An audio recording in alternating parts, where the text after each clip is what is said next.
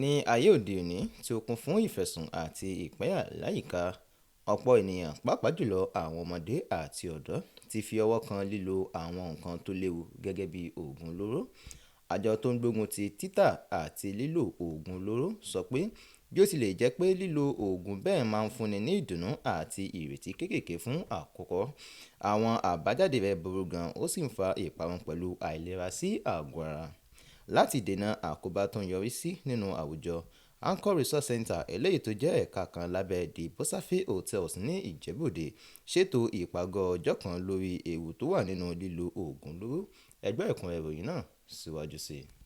Ìdánilẹ́kọ̀ọ́ ọlọ́jọ́ kan tí àwọn alẹ́nulọ́rọ̀, alákòóso àdúgbò, àwọn olùkọ́ àti àwọn akẹ́kọ̀ọ́ láti oríṣiríṣi ilé ẹ̀kọ́ ní gbogbo agbègbè Ìjẹ̀bú-Òde pẹ̀lú aṣojú iléeṣẹ́ orílẹ̀-èdè tó ń rí sí iṣẹ́ tó ń gbógun ti oògùn olóró àti lílò rẹ̀ eléyìí tí Anchor Resource Center ṣagbátẹrù rẹ̀ eléyìí tó jẹ́ ẹ̀ka kan lábẹ́ The Bosafe Hotels ní Ìjẹ̀bú-Òde.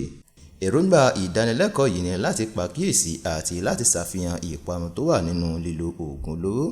Bákan náà, láti túbọ̀ fi ayọ̀ fún àwọn ènìyàn pẹ̀lú fífi ìtàn gidi àwọn tí wọ́n ti bọ́ lára ìṣòro yìí hàn gẹ́gẹ́ bí àdúrà àti ìyípadà tó ṣẹlẹ̀ nínú ayé wọn. Ọ̀túnba Ṣẹ́gun Tìmí ni alága ẹni tó tún jẹ́ olùdarí Anchor Resource Center Ìjẹ̀bú-Òde. Nínú ìdánilẹ́kọ̀ọ́ tí àwọn méjì kan tí wọ́n ti bọ́ lára lílo oògùn olóró, ìyẹn arábìnrin Adùn àti Mary ṣe, wọ́n ṣàlàyé ìparun tó wà lábẹ́ lílo oògùn olóró. Bákan náà, wọ́n tún sọ ìbápàdé pẹ̀lú Ọlọ́run gẹ́gẹ́ bí àwọn ọ̀nà tí wọ́n gbà jáde kúrò nínú irúfẹ́ ìwà bẹ́ẹ̀. Ọ̀gá àjọ tó ń gbógun ti lílo oògùn olóró ẹ̀ka ti Ìjẹ̀bú-Òde, arábìnrin Uche Nwobo, nínú ọ̀rọ̀ rẹ̀ fi ẹ̀mí ìmoore hàn sí olùdásílẹ̀ ètò náà. Ó sì tún mẹ́nu bà lílọ káàkiri sí àwọn ilé ẹ̀kọ́ láti lọ dá àwọn akẹ́kọ̀ọ́ lẹ́kọ̀ọ́ nípa ìparun tó wà nínú lílo oògùn olóró àti àkóbá tó ń bẹ fún kíkó ẹgbẹ́kẹ́gbẹ́. Àwọn alẹ́nulọ́rọ̀ àti àwọn akẹ́kọ̀ọ́ tí wọ́n péjú pésẹ̀ síbi ètò náà gbàgbọ́ wípé lílo oògùn olóró burú ju bí àṣẹ ń wò lọ.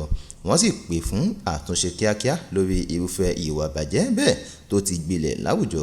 Àmójútó tó péye láti ọ̀dọ̀ àwọn òbí yóò ran ìjọba lọ́wọ́ láti ṣe àṣeyọrí nínú ìgbógun ti lílo oògùn olóró àti òwò rẹ̀ ṣíṣe. Láti Ìjẹ̀bú-Òde, Adétóyè Adégbénró ló ti ń jábọ̀ ìròyìn.